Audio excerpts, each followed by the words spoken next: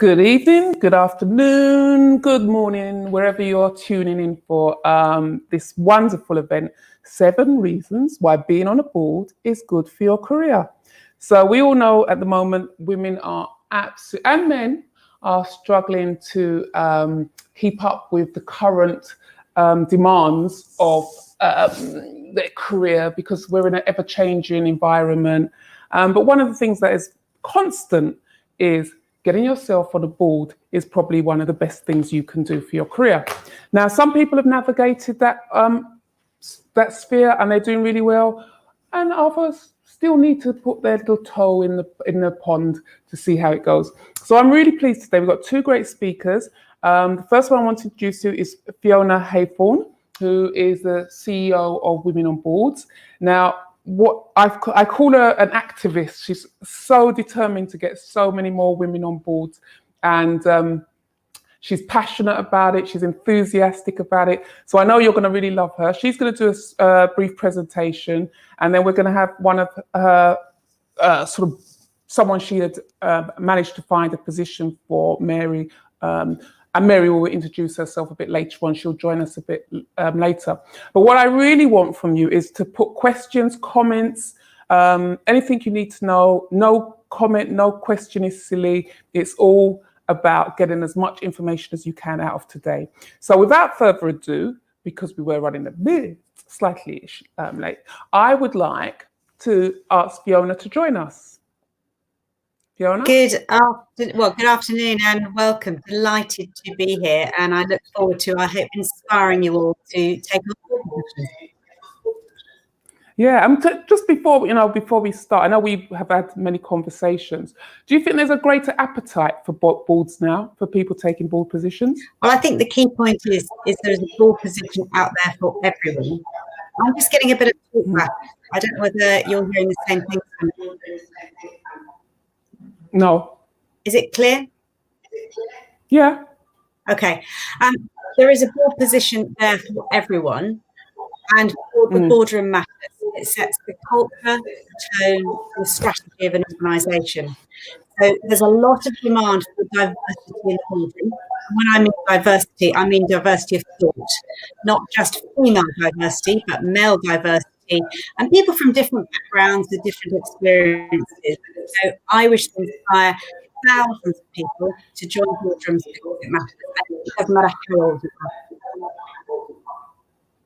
It's interesting saying, because it's a new narrative around diversity, because I think that it's been, we've been in the game for over 20 years, and we now know there needs to be a change. And I think the change in the language and a change in the understanding, because obviously we've got this intergenerational issue coming up, and it's their beliefs, their outlooks, their values are completely different to the generation before. So I think that they bring a fresh, innovative insight. But as I say, us mature like wine, we've got the processes, we've got the experience and everything. So it's a good match for everyone. But let's get you jumped in. Are you ready to start? Yeah, I'm ready. And I think if we mute you, the feedback I know some people are hearing will stop. What did she say? Yep. You ready? Okay, I'm ready to go. So I've got my PowerPoint ready. You're ready to go? Go for it, girl. We're not that formal here. Just go for it. Great. So the main thing I want to say is there are 7 reasons. I don't know, Sonia, can you mute yourself or can you be muted? And I think we'll stop the feedback. Perfect. I believe there are 7 reasons why being on a board is good for you in terms of your career and development. It's also good for society, because the boardroom, certainly in our community boards, but all the way up to our listed boards, need to reflect the society they serve, whether it's customers, whether it's employees, or even their suppliers. And there's a lot of discussion about being on a board. And what's really interesting is if you join a board before the age of 28, you're more likely to have had exposure to leadership and all the governance issues that happens even on a tiny community board. And it's more likely to enable you to get to the top of your company. So I'll be going through 7 reasons why I believe it's good for you. But why did I set up an organisation called Women on Boards in the UK in 2012? I set it up because I really care about access to information. Opening the tin lid, telling people what really goes on in the boardroom if you haven't been on a board before, but also transparently advertising board vacancies for free. Because whilst people talk about the boardroom and they talk about wanting diversity of thought, where do you find those board roles? And still today, most board positions are not transparently advertised, and I believe they should be. So I've set up a website through my partners in Australia called Women on Boards, and we advertise board vacancies for free. So if you know anybody who's looking for a board position, tell them they can, a board trustee or governor, tell them they can advertise. And I'm super proud because since I launched this in the UK, I have advertised over 20,000 board positions for free. And you'd think headhunters would be rushing towards us advertising their board vacancies. And yet still today, only a few headhunters will transparently advertise. So just to give you an idea, before I go for the 7 reasons, this is what our vacancy board looks like. So we have about 300 vacancies on our website at any one time, which you can look at. And if you click on any of these links, you can see the detail of what a company is looking for. So this is a company called Eco Hydro, and they were more of a startup, actually in hand sanitizers, and they were looking for new board directors last year. And I think it's very empowering to read board positions, whether it's a charity trustee, a sports board, or in this case, a small listed organization, because it really, really helps you see what boards are looking for if you haven't had exposure to the boardroom. I also believe in impact. There's no point doing this without having a success. And we have about 7 success stories a week. But I know this is a Black women's network, and I wanted to share with you some of the many Black success stories that we've had, because one of the reasons I've reached out to Sonia, and Sonia, you've been enormously welcoming, so thank you very much, is I want to make sure that every network, whether it's women in mining, women in construction, women in law, and I work with a lot of men as well, and I'll talk to you about that later, know the support out there for you if you're interested. What makes us unique is that we will hold your hand at the point you have an interview. We've got a vast Rolodex of connections, and it really is just in the board space. We're not in the executive space, but just to let you know, there is help out there for you. But I promise to give you some of our success stories. And these are individuals who've reached out to us for support. So Rita, for example, she wanted to join an investment trust boards, and we helped her with her CV. And we helped her at the point of interview. And we've had lots and lots of different successes as well. Sally Penny, the middle one here, I'm going to mention Karen Finlayson later, who works at PwC. She's a barrister. I met her in Manchester, never thought about joining a board. And she's on multiple boards now alongside her day job. It's really helping her connect for her business and for her clients. But I think her first board position was a school governing board. And talk about never too young. She came to one of our workshops within 7 days of having a baby. So during that sort of bit of a career break, she thought she'd do a bit of self-learning. So there are lots of success stories. And when I talk about success, I often introduce you to people who are not necessarily on FTSE boards or big public sector boards. I want to introduce you to people like you. And that's why I'm really, really pleased that Mary will be joining us very, very shortly. Now, Mary is a young executive working at PwC. She's on the consultancy side, and she's also leading their FinTech Accelerator program within PwC. And our organisation works with a lot of big corporates. And I view it as planting seeds about the boardroom from a young age. Why shouldn't Mary know about the boardroom? Why shouldn't she have knowledge of the boardroom of PwC, for example? It may be a partnership, but they do have a governing structure. So we inspired Mary to think about the boardroom from a career perspective for her, informing her you're never too young. Clearly, the older that you are, the more wisdom and experience that you have, and there's more things you can share with boards. But boards need lots of diversity. And one of the diversity you can bring is age. young knowledge on boards. And we inspired Mary to think about the boardroom, and she's recently joined the Girl Guiding Boards, and I'll be interviewing Mary for you later. And she can talk to you what it was like applying for that board position, how she found out about that board position, and what was it like for her joining the boardroom for the first time, the onboarding process, and how she feels she's delivering value, because you need to deliver value if you join a board, to the Girl Guiding organisation. And it's a fantastic career differentiator. So we're going to talk about that when I share with you my 7 reasons, I hope to inspire you to think about the boardroom for yourself, but also to inspire anybody that you know. Tell them about the boardroom, because the boardroom matters. It sets the culture of an organisation, the investment strategy of the organisation, it files the accounts, and sets the governance structure to make sure organisations succeed for our society. And that's why I think it's so important. And I'm so pleased to introduce Mary to you later. To give you an idea, these are some of the corporates that we work with, inspiring their employees to go onto boards as part of a career development strategy. And it was through PwC that we met Mary. So let's get to the point. Why join a board? What's in it for you? So these are my 7 reasons why I think you might want to consider it.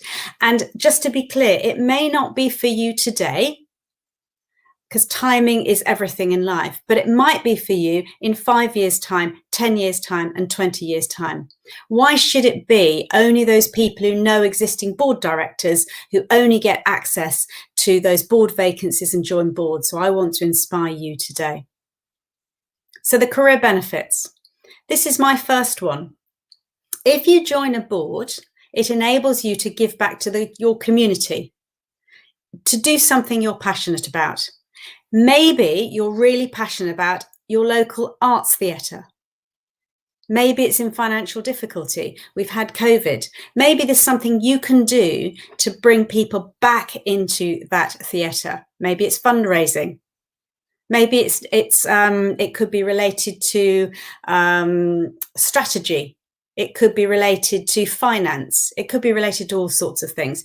But do something you're passionate about. I can talk to you questions and answers with regard to time, because every board is different.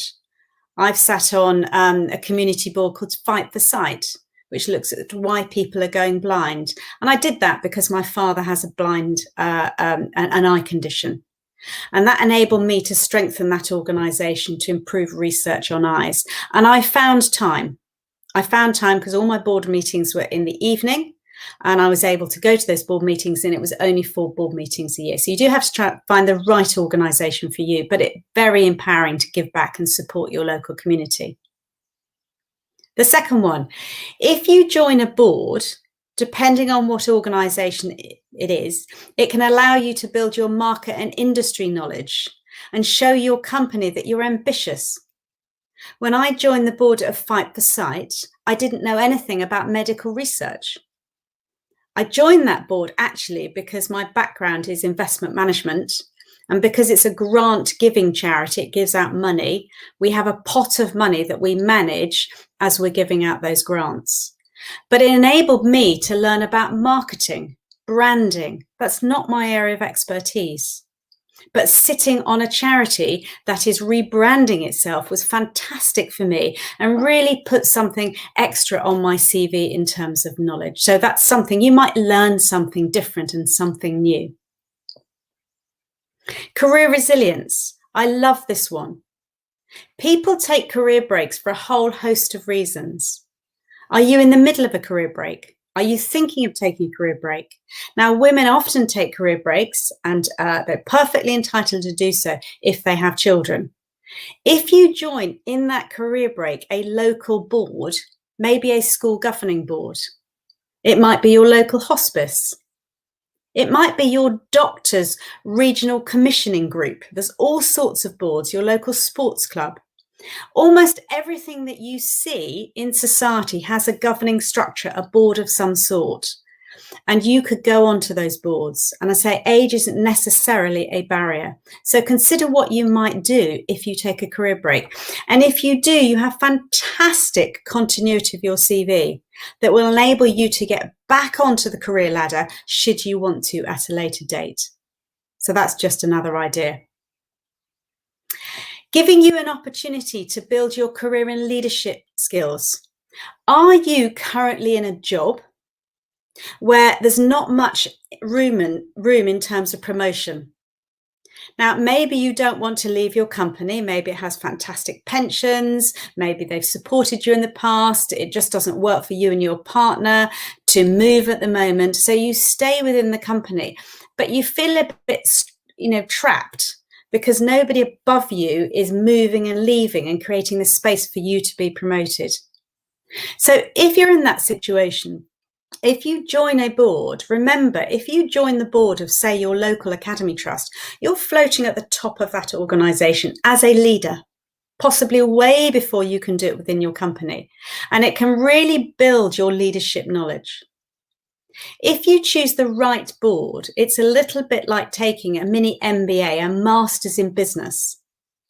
You all actually probably don't know what you know unless you leave your company. You may not be involved in human resources and people management, but I bet you know about people law. I bet you know about the GDPR, the data protection regulations that have come in. I bet you know about health and safety. These might not be areas of your work. And when you sit on a board, it's your duty to oversee some of those things. And you'll be floating at the top, almost in a helicopter view of a company.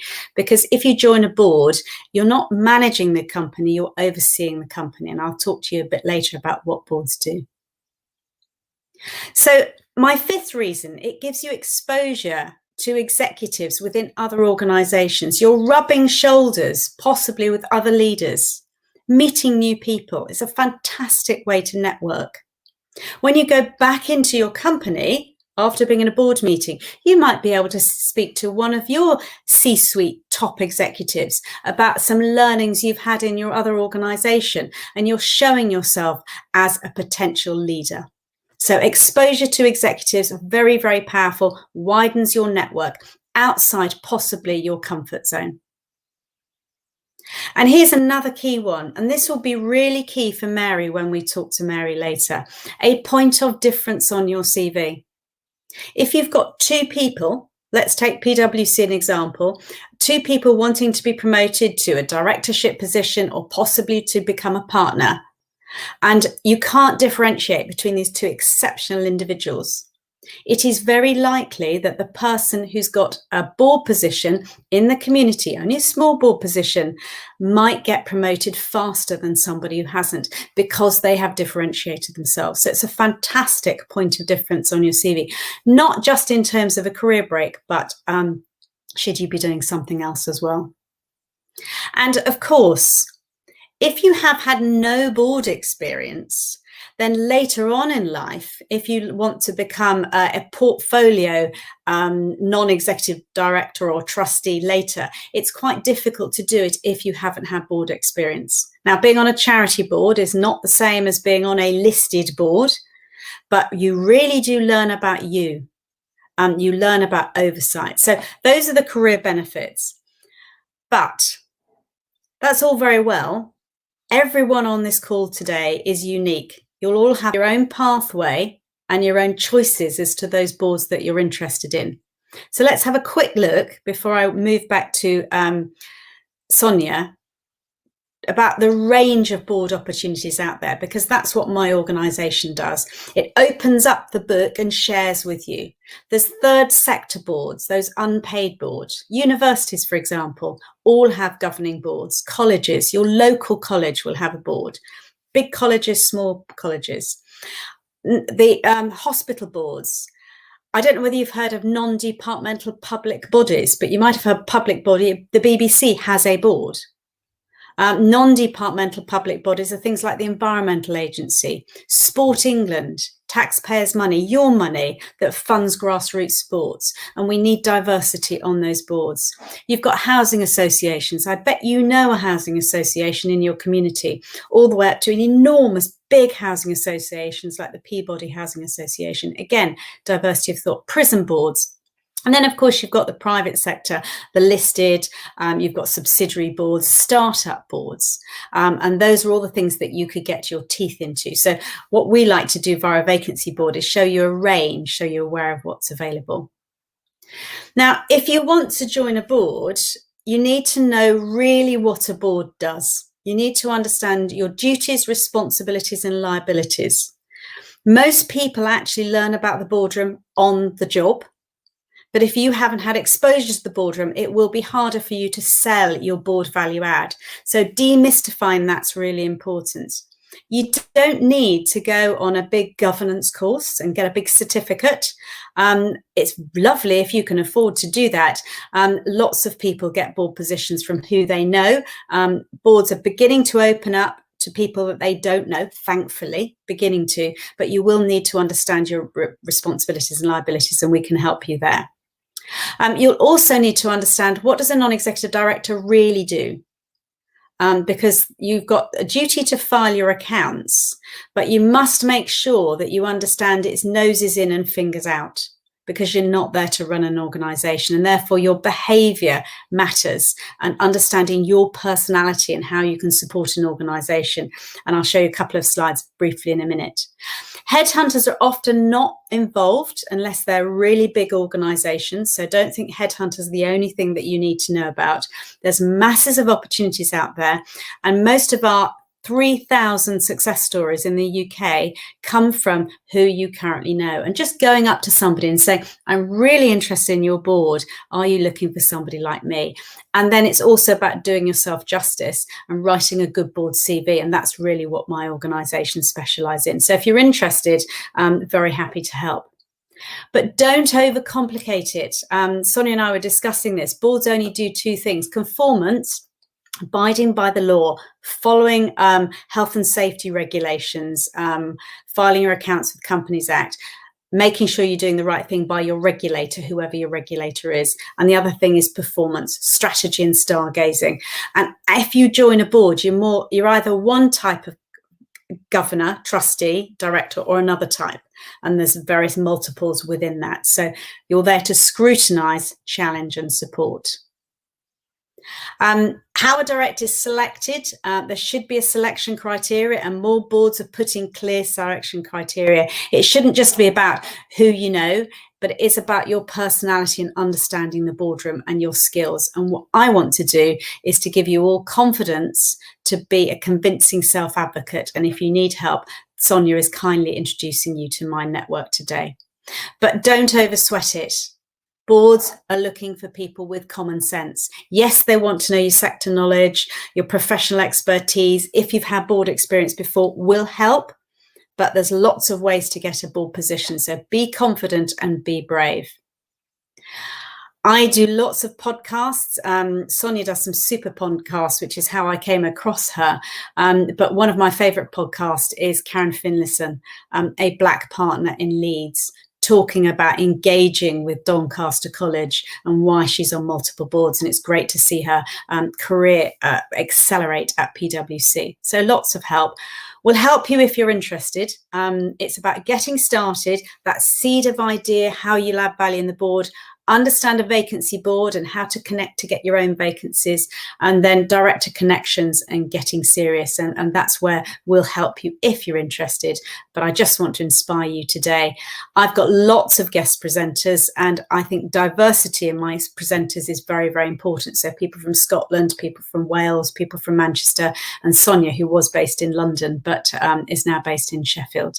So if you're interested, know there's help out there for you. We've got a membership offer to support you if you're interested, and Sonia no doubt will help you later on. We do have to charge for access to our vacancy board, one-on-one support, but you get all that CV and everything else for free, which is very, very important to support. So that's a little bit about the boardroom from me. I hope I've inspired you to think about how you could add value to the boardroom. And I'm just going to stop showing my slide because Sonia and I can have a little bit of a chat now about the boardroom, because it matters. And I want all of you to know about the boardroom. And Sonia has had loads of exposure to people on the boards, and you know how important that is, don't you, Sonia?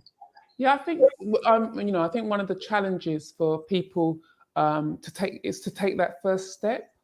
And oftentimes I say it's quite simple. Sit on your school board, the hospitals, especially when you look at how they deliver services or they map services. If you don't have a voice, then you will actually get left out in the end. And I just think it's really important that people do play a part rather than complaining about the services. So that's the first step. I mean, what do you feel? I think you're absolutely right. And that's why my job is to demystify the role of the board, because common sense is key. It's having the confidence to ask that important question. Why do we do it like that? Yeah, exactly. And making sure you question. Sorry. What I was going to say to you, when you talk about demystifying it, and I think, do you think there's a reason why there's this sort of mystery that it's been set up to be mysterious? So it's like another secret club, but now it cannot operate, it cannot function like that anymore. And this is probably why there's so much demand. I think there's a challenge to say that boards need to represent the societies that they serve. I think things like the Parker Review, looking at colour on boards, and you and I know that it's not just about looking at ethnic diversity on boards. Everything is in a different segment, and we need to make sure our boards represent our society, and it's absolutely crucial that we get that right. And that's why Mary stepping up to be on a board for the first time, it's going to transform her career, and it's really, really important. So the key thing is that companies talk about diversity, but we often think about those FTSE boards. So what I try and do, and I think what's great about what you're trying to do, is to introduce people to, I mean, I've been on those FTSE panels, and it's like they're telling me I'm not good enough.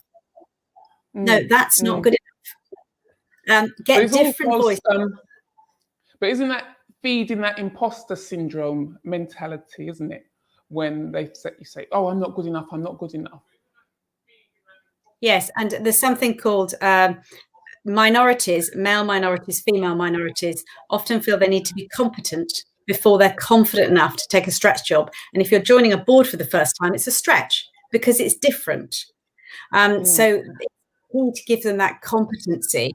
And we often train people on what to say at the point of interview. And you'll often get asked, have you been on a board before?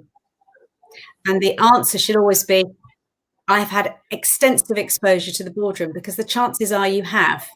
You don't have to have been in the boardroom to have had exposure and knowledge to the boardroom. And a lot of people have had exposure, but they haven't really thought about their proxy board knowledge. And what do you mean by the proxy board knowledge? Sorry. So, for example, you might have reported to a board. So, for example, I manage some pension fund money, and every month I had to go and report about the performance of that pension fund money to the board of the pension.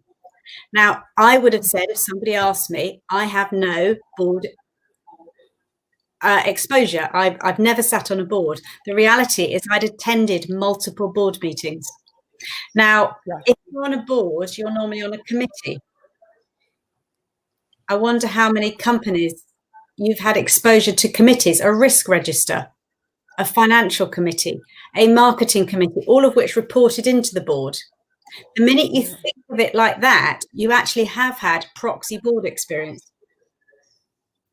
And it's interesting because it means that we have to really revisit and actually reframe the way we look at our CV, because I think, we used to have an old-fashioned way of, I worked here for this and these are the responsibilities and the key words that we used all the time. But I think it actually it didn't actually allow us to express the things that we really did do, and expose the things that we really did, work that we did do. And I think this is, as you say, with the boards, if we really sat down and thought about all the experiences that we've had, that maybe we would be surprised at the number of stuff we've done. Yeah, and we've got a CV course that we have in the cloud. When I look at a board CV, I don't want to know all about your day job. I want to know your board value add. What is it? Yeah. And if you've had proxy board experience, actual board experience, then you put it right at the top. And it's difficult to write a good board CV, but really, really important to understand it's different. Okay, so it goes back to, I have this niggling feeling. So, so what is the number one misconception about having a board position, taking a board position? Well, the first thing is to realise there's a board out there for everyone. So a lot of people think it's only for older people. I don't know whether you've come across Alison Rose, but she's the chief exec of NatWest Bank.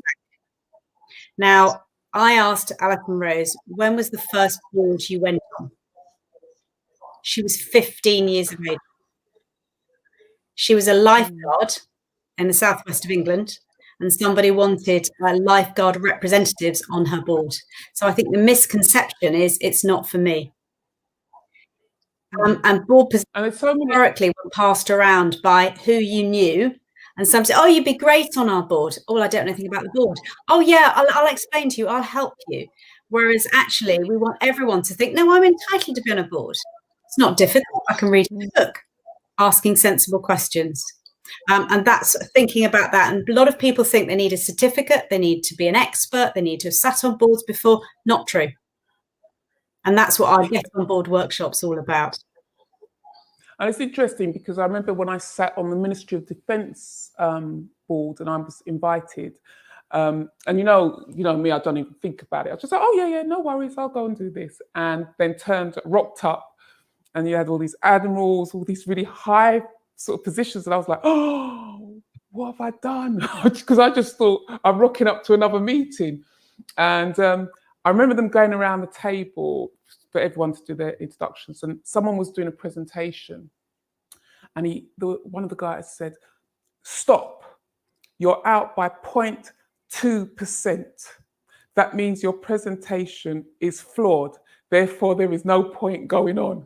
And I was like, what kind of people are these?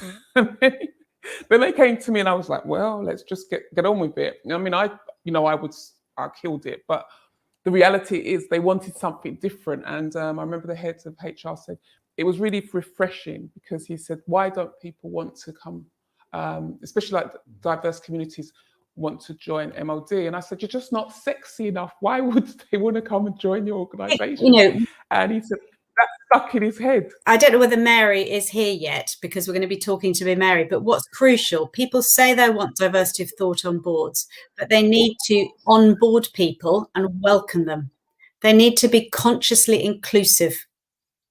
So when Sonia comes onto the board, they need to say, Sonia, we will welcome your perspective. What do you think about that? Now that is good engagement and good meeting management. And so when you're choosing a board, make sure that you do your due diligence. Yes. Do you like them?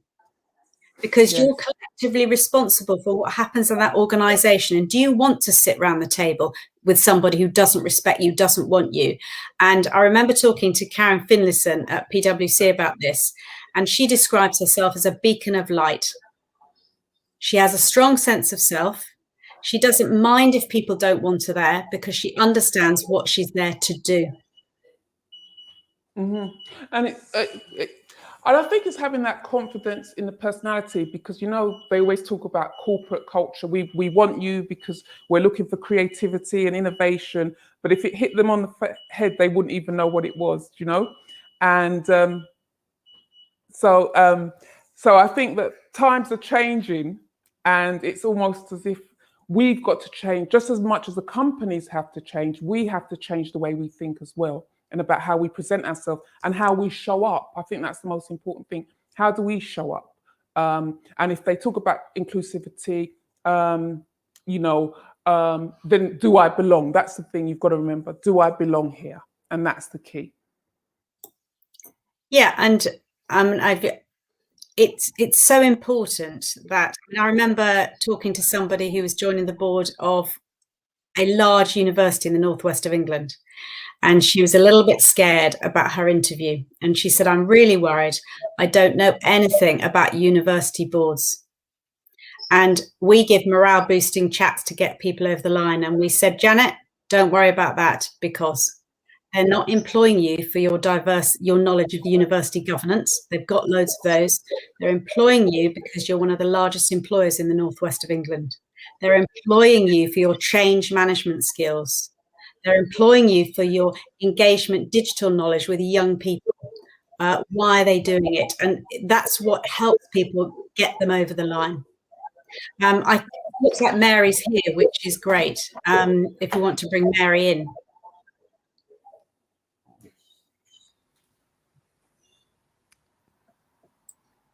Hi, Mary. Welcome. Hi, how are you doing? I'm good. Happy Monday. Oh, yeah. You lose track of the dates now. I know, right? Because of lockdown. Yeah. Well, welcome to your first NBWN webinar. So it's great to have you with us. Fiona's been speaking very highly of you. So we're looking forward. So I think Fiona's going to ask you, do a bit of a spin with you, and then I'll ask you a few questions afterwards. Yeah. Brilliant. Happy. And then we'll finish it from there. Okay, Fiona. Brilliant. So I know you've been getting a bit of talk back. If there's talk back, maybe Sonia, we can mute yourself whilst I'm doing these questions. Mary, what inspired you to join a board? We met at PwC, and I was talking to you about the boardroom. You attended a workshop. So talk to us about how you felt, what made you think about the boardroom. And I know you've joined the board of Girl Guiding recently. So tell us a little bit about your whole experience and why you did it and what you've learned from it.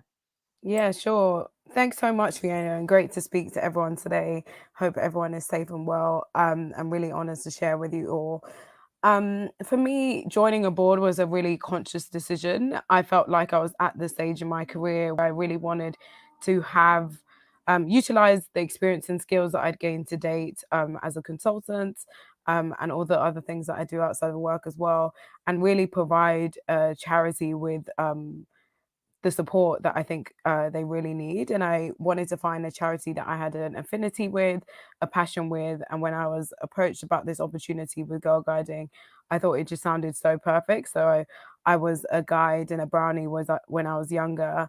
And I just thought this is a great way to give back, to really support the charity through some pivotal change and some growth that they're going on. So adapting to the virtual world, I thought it'd be a really good way to support and really provide that strategic high level insight. So I'm so used to, as a consultant, writing board papers, helping clients produce board papers, but now being on the other side and being the recipient of them, it's helps me immensely in my day job. And I really wanted to give back those skills and just get stuck in.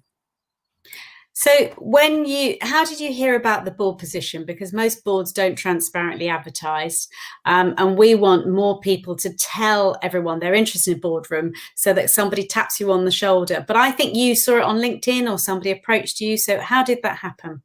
Yes. So they used a recruitment agency and they contacted me on LinkedIn, and said that they thought I'd be a great fit for the role. And they actually had specified that they wanted someone with had been on a board before.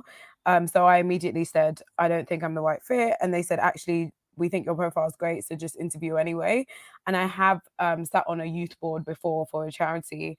So I that kind of gave me some confidence, and I thought, let me just interview anyway. And I did the interview process. I think there were about maybe 3 or 4 interviews, meeting the CEO, other trustees, kind of an application form and cover letter as well. And yeah, I was so surprised that when I got it, and I thought it was great. And again, that kind of affiliation with the charity, passion for what they're doing, but also feeling like it was a pivotal time for change for the charity, given the pandemic and the fact that Girl Guiding is all about being outdoors, sisterhood and everything. The affinity for me was really there. And what, in terms of when you're on a board, you're responsible for the finances of the organisation. You're actually personally liable. And for the benefit of being personally liable, you're often not paid anything because they can't pay you because you're a charity. How did you cope with that? I know you're at PwC and you know about finances, but I don't think you are an accountant. You are on the consultancy side. So how did you overcome that worry that you're responsible for it, and did you do your due diligence in terms of who the other members were, because you're collectively accountable? Yeah, I think that's a fantastic question. And as part of the onboarding, they made it really clear about those responsibilities you have as a trustee. And speaking to some of my other friends that were young trustees or women that I'd met through Women on Boards, it was fantastic to hear people's experiences and just know how serious of a role it actually is. And I think for me, it was really that validation of understanding how much I was taking on that made me realize it's so important to work for a charity for free, that you're really passionate about the cause and what they're trying to do, because that will give you the extra enthusiasm to turn up for free on sometimes at the weekend when you want to sleep in or lie in, and to really support them through the change that they're going through. So yeah, it's been a really great process to learn more about that and recognize the challenges and pros of that as well. So do, Sonia, come back in if there are questions that you want to ask or cut I'm from ready the audience. for You're you, on Mary. No, I wanted to get you, let you do your thing, and then I'll just come in now. And right, Mary, how do you feel getting on these balls has changed your confidence in terms of your career projection for the future? Brilliant question. Thank you, Sonia. I think I can say it's made a big difference to my confidence. As a board member or a trustee, you need to have your value is in your challenging in a helpful way for the charity and questioning things. You can't have full oversight. You're not a full-time member of staff.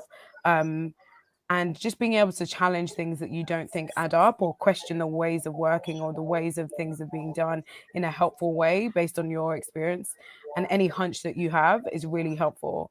And that act of kind of challenging things, going to meetings, reading documents cold and expecting to speak to them as if you were like a member of the exec, basically, has been a really useful exercise. And it's given me more confidence for when I'm in kind of C-level conversations in my day job as well. So it's been fantastic in terms of that oversight and that confidence building that has to come with challenging, being curious, and tapping into any hunches you have about things that don't seem quite right.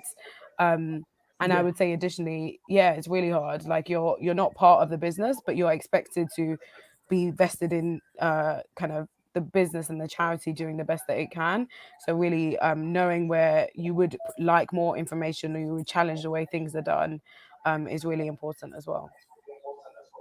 It's interesting how, we've got this new generation of millennials coming into the workplace. How would you encourage more of them to get involved in? Can you believe the sound came up with? How would you encourage any more millennials to take up board positions? I can't believe that happened. So that's what happens when you're a baby boomer, Generation X. You forget things like that. So yeah, how would you encourage more millennials to consider taking up board positions earlier, or really taking a serious look at their careers? Because I hear a lot of them moaning about, oh, I can't get promotion, oh, it's slow, but are they how do we get them to be more proactive? That's a fantastic question. Thank you, Sonia. I think for me, I was just so startled reading the stats that the average age of a charity trustee in the UK is 57. And knowing that millennials know so much about digital transformation, about social media presence, about millennials and Gen Z are the most like talking to my peers, I know they're so socially driven and they're so passionate about so many causes. So that's such a dichotomy to me when I see those stats about the average age of trustees.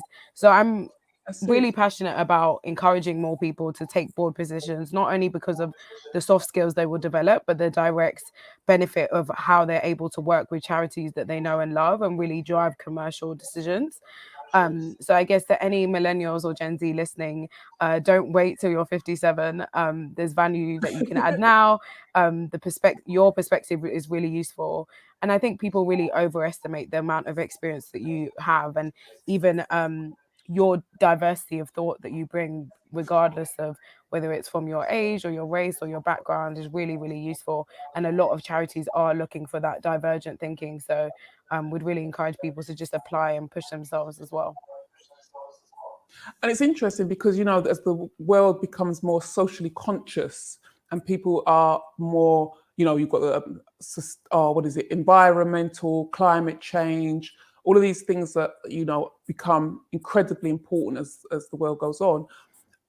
Again, as you say, it's interesting that as much as people are campaigning about it, they're not actually sitting on those boards that could help to shape the direction of where they're going. And actually, if the boards are made up of 57-year-olds, and that doesn't include me, I may add, you'll find that it will be it will be same think. It will still be same think at the board level. So it's about getting the millennials to come through and say, you're socially active on social media. So bring that into that passion and that drive into the boardroom. Agreed. Is that it? You just agree. So how long we got? We've got 19 minutes. So what would you advise? Because I know there's a lot of people out. Let's even say women returning to work. Because there's a lot of debate about women returning to work, and I think and oftentimes they feel they lose their confidence about going back, or a lot of women actually have to take positions less than the one they had before because of obviously the restructuring. But how would you encourage them to use that time to actually prepare for being on a board? And remember, we've got lots of young women as well, so who are, graduates as well. A lot of our graduates aren't getting the jobs. So how do we look at encouraging them and getting the word out, Mary? I think I would definitely say any volunteering experience that you can get as well. So I think not only was I speaking to previous governance experience that I'd had on a youth board of another charity, but also volunteering experience I'd had before I'd started working at PwC as well. So recognizing that any experience that you have had is really useful. But also not overestimating that experience, similar to how we do in our day jobs before we go for promotion or we do salary negotiation. We kind of, as women, we're often overemphasizing the need for that experience. And sometimes charities are willing to have your ideas, have your thoughts, and really want to get younger or different perspectives in the room. So yeah, kind of apply anyway. There's some element of that, but also know the resources that are available to you. Like, again, I'm going to say Women on Boards was instrumental. Their kind of CV workshop, board CV workshop. I spent a whole weekend editing my board CV, and that really helped as well. And other kind of platforms like Young Trustees Movement. Like, I watched literally every single YouTube video on their YouTube channel because I really just wanted to understand the experience of other young trustees and how they were navigating being trustees. New Role, other platforms that have board roles that you can check out, and just try. There's nothing you can lose. And again, you'll really gain a lot from the experience, I would say. Yeah, it makes me want go back to the fact about the volunteering, because if you think about many of us do volunteer and we don't even realize we're volunteering to support, whether it's organizations, charities, causes, etc. It's about probably how do we encourage people to track that so that we can use that, or you can use that going forward, because I think there's a thing about how we've been taught to do our CVs, which eliminates some of that passionate work we do, which is probably more important for the board roles. Do you agree? Yeah, I think Fiona was going to jump in there. But I guess what I would quickly say to that is I really agree with that. And outside of work, I've also been running a network for female millennials called the Now You're Talking Network, which is all about helping young women earn more and be more confident. And one thing we always talk about is keeping an achievements list and just having that gratitude list of things both within work and outside of work that you're proud of. And actually, lists like those are really helpful when you're interviewing and you're talking about some of the things that you're doing that are your passion projects that you're not even earning money from, that you really enjoy as well. And I really like that point, because just normalizing the fact that we have passions that we don't have to monetize, and that we really enjoy doing. And those are the things that really kind of, I think, helped me be distinctive in the roles that I've applied for as well. But I know Fiona was going to add in. I was just purely going to say that if you're young, you mentioned about getting involved in your local charity. You can turn up to an event, and when you turn up to a charitable event, you can say, "Oh, could somebody introduce me to the chief executive? Are there any trustees here?" And go up to them and ask them what they do. What do you do? How does it work? What's the governance structure? And then just, so I'm really interested in helping. And there's something that NatWest do, and PwC do it a little bit as well, I know, is something called the empty chair. Can I come and observe a meeting? Can I come and watch? And then that gets you beautifully engaged. But one question, I'm sure Sonny's got more coming thing. How has it affected your career at PwC going on to board? How aware are people within your firm that you're different and you've done something different? Another brilliant question. I would say, firstly, definitely the confidence that you get as a trustee. I remember one of our first meetings, the CEO actually said, "Oh, I work for the trustees." And I was like, "Oh my God, no way, that can't be true." But it's true. Like, as a trustee, the CEO is accountable to you, and you're kind of challenging the way that they're running the charity. And that was really astounding to me. And I think that, again, with the confidence, has really helped me in my day job. But also, once I shared about the fact that I was a board of trustees for Girl Guiding with my colleagues, had all these great kind of anecdotal stories. And obviously, it's the largest charity in the UK for girls and women. So people who'd said they'd been brownies, or they're kind of guide lead in their local area. So I got really good connections, and that further helped me in my own organization as well. So from being able to build more relationships, even internally in the organization, that has been brilliant as well. I believe this question is coming from, but one thing that popped in my mind: LinkedIn profiles. Make sure your LinkedIn profile is up to date, it's professionally done, and no wedding pictures with you drinking a glass of champagne. Professional headshots. I can't bear it when I see it. But I was told the psychology was, all right, here's our question. I'd like to understand how Mary, being a Black woman, impacted on her being the board, or did it not matter? Thank you, Carleen. Thank you, Carleen. I think that's a brilliant question. I think I would say in my situation, it really did make a difference.